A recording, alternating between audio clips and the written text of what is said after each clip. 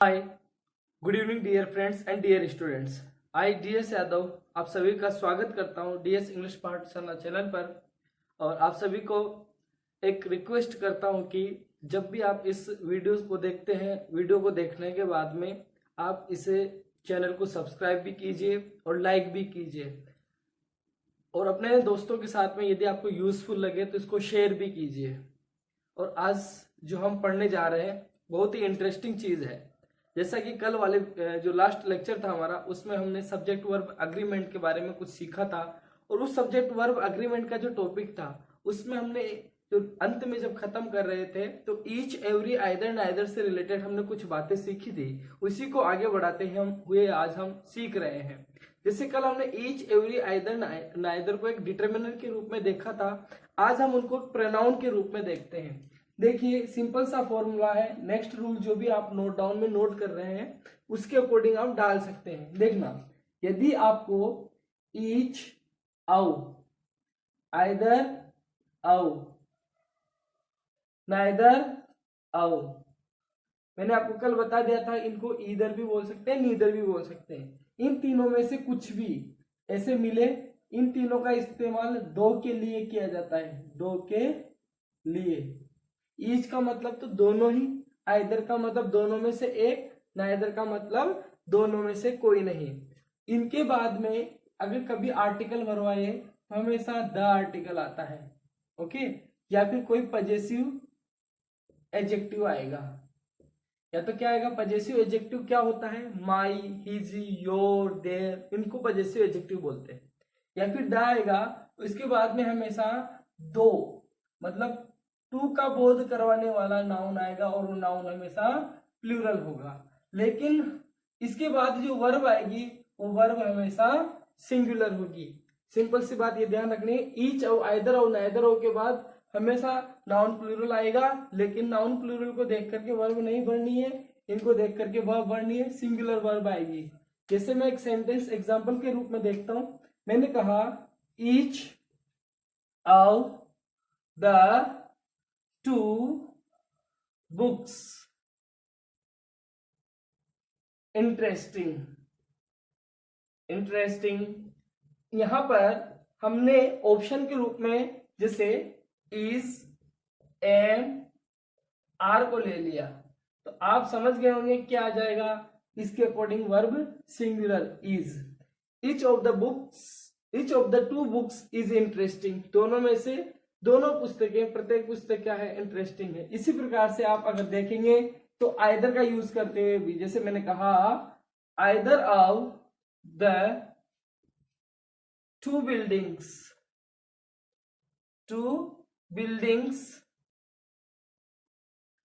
Destroyed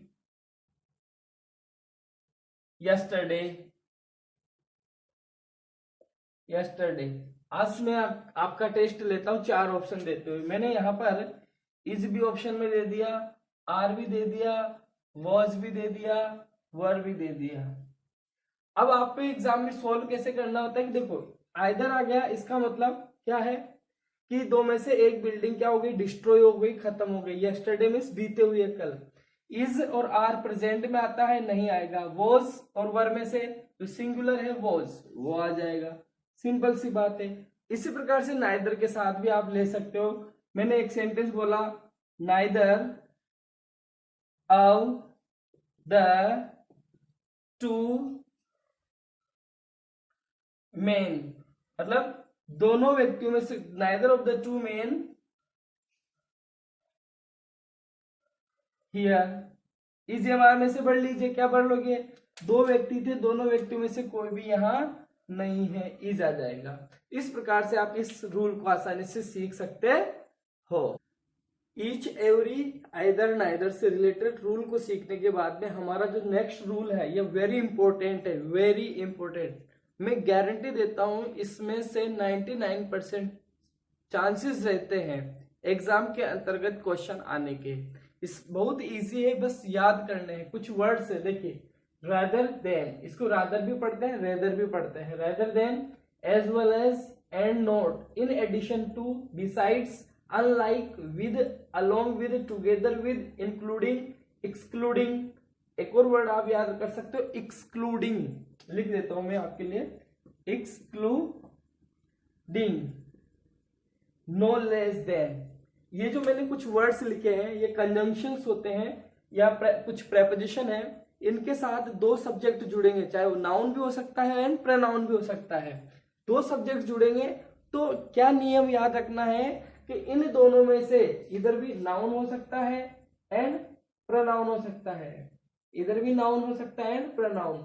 लेकिन जो verb का इस्तेमाल होगा, क्या जो वर्ब यूज की जाएगी उस वर्ब को, जो पहले वाला होगा इसको देखते हुए वर्ब का यूज करेंगे। जैसे इनका मतलब भी पता होना चाहिए, रादर देन मतलब कंपैरिजन में यूज किया जाता है, एज वेल एज भी कंपैरिजन में, कि उतना ही जितना। एंड नोट का मतलब वह वो दूसरा नहीं, इन एडिशन टू और बिसाइड्स, इन दोनों का मतलब के अतिरिक्त होता है। देखो बिसाइड्स एक वर्ड तो मैंने लिखा है बिसाइड्स, ये कंजंक्शन है। एक बिसाइड होता है जिसमें एस नहीं लगता है, वो प्रेपोजिशन होता है जिसका मतलब होता है के पास में। तो ये ध्यान रखना है, फिर मैं आगे चल के जब आपको कनेक्टिव्स का टॉपिक पढ़ाऊंगा जिसमें मैं आपको ये चीज डिफ्रेंशिएट करके सिखाऊंगा।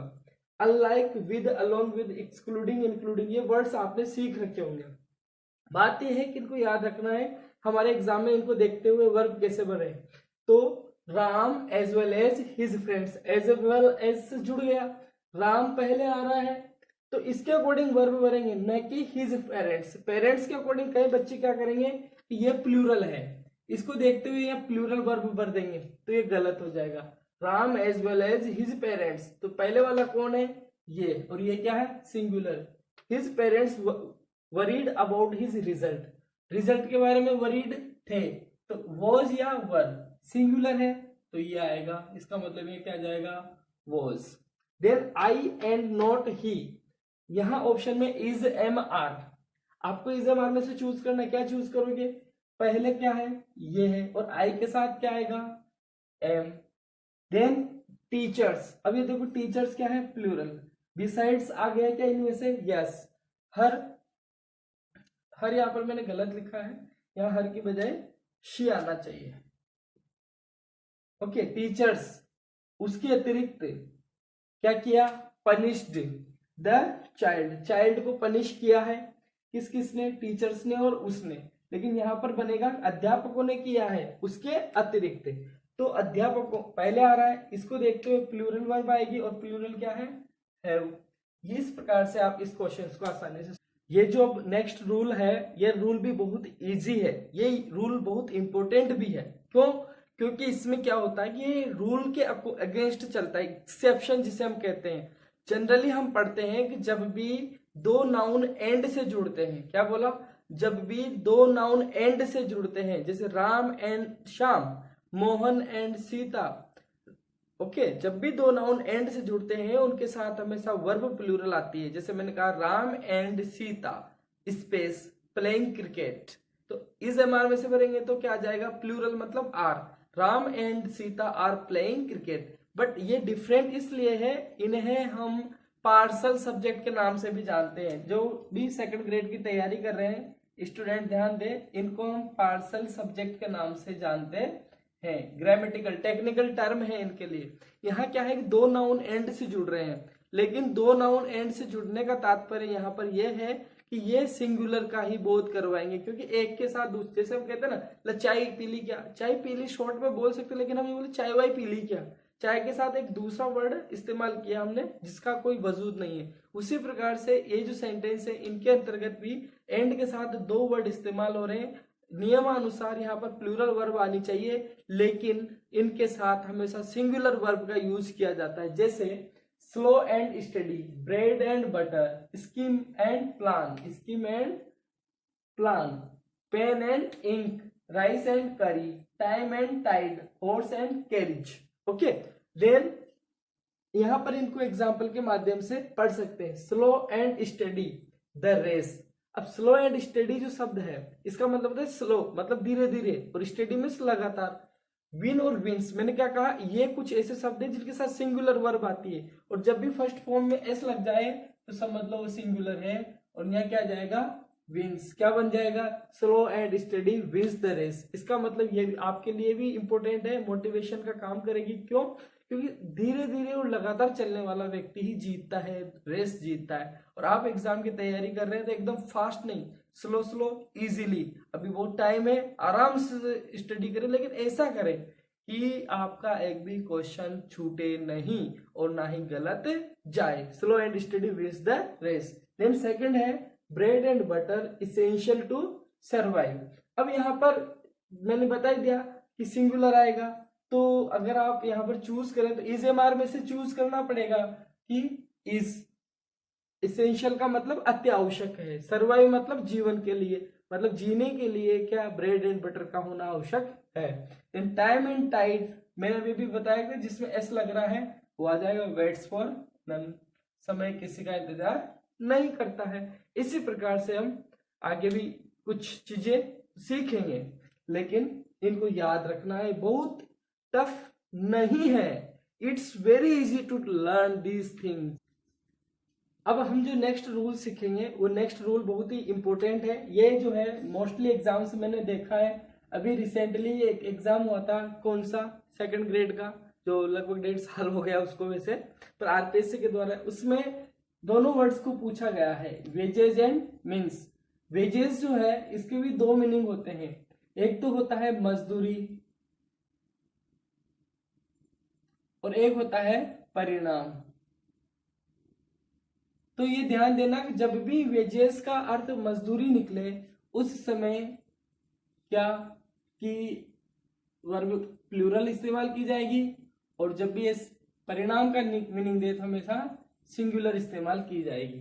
मीन्स जो है ये भी है कि जब ये साधन का अर्थ दे और ये किसका, मनी का, रिचेस जिसे हम कह सकते हैं, तो ये प्लूरल के रूप में यूज किया जाता है और ये सिंगुलर के रूप में। ये चीज हमें ध्यान रखनी है। जैसे मैं एग्जाम्पल के मैंने कहा द वेजेस आउ सिन बैड। अब इज एम आर में से चूज करना है।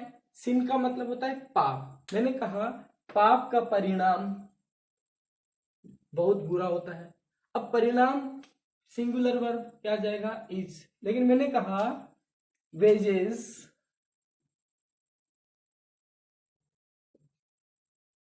नॉट बीन पेड येट, और यहाँ हैज और हैव में से आपको चूज करना है।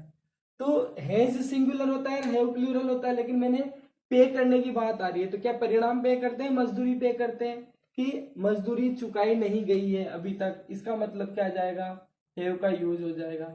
इसी प्रकार से मीन्स साधन के अर्थ में आता है तो सिंगुलर है, और क्या नाम से मनी या संपत्ति, जो भी अपने पास संपत्ति होती है उसके अर्थ में आता है तो प्लूरल के रूप में इस्तेमाल किया जाता है।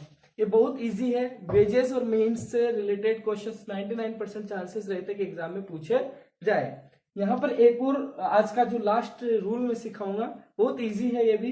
कई बार स्टूडेंट क्या होते हैं, कंफ्यूज होते हैं। देयर जब एक डमी सब्जेक्ट के रूप में आता है, इसे डमी सब्जेक्ट बोलते हैं, इसके बाद वर्ब बननी होती है, तो ये ध्यान रखिए जब अगर यह नाउन सिंगुलर है या अनकाउंटेबल नाउन है, अनकाउंटेबल नाउन है तो वर्ब हमेशा सिंगुलर बननी है, लेकिन यहाँ पर नाउन यदि प्लूरल है तो वर्ब हमेशा प्लूरल बननी है। इस चीज से चलना है। जैसे मैंने कहा there enough water to drink, there a student standing.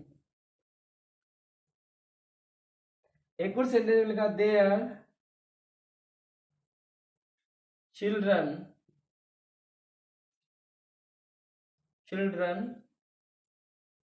Making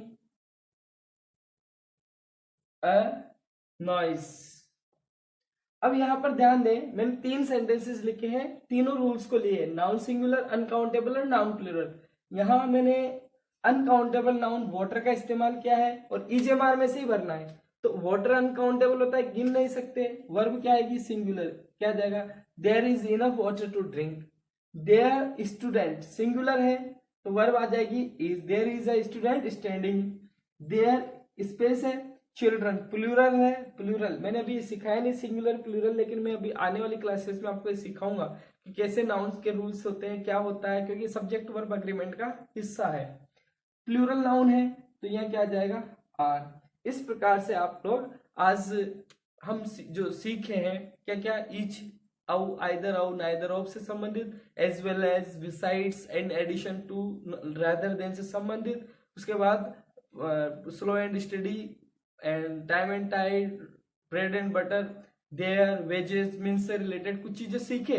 ये बहुत इंपॉर्टेंट है आज का सेशन। इस सेशन को एकदम अपनी नोटबुक के अंदर तो दर्ज करना ही है, साथ ही आपको मगअप भी कर लेना है, रट लेना है, और एग्जाम में यदि क्वेश्चन आया तो उसको 100% सोल्व करना है। आज के लिए इतना ही, और चैनल को सब्सक्राइब करना ना भूलिए। Thank you very much. Good night.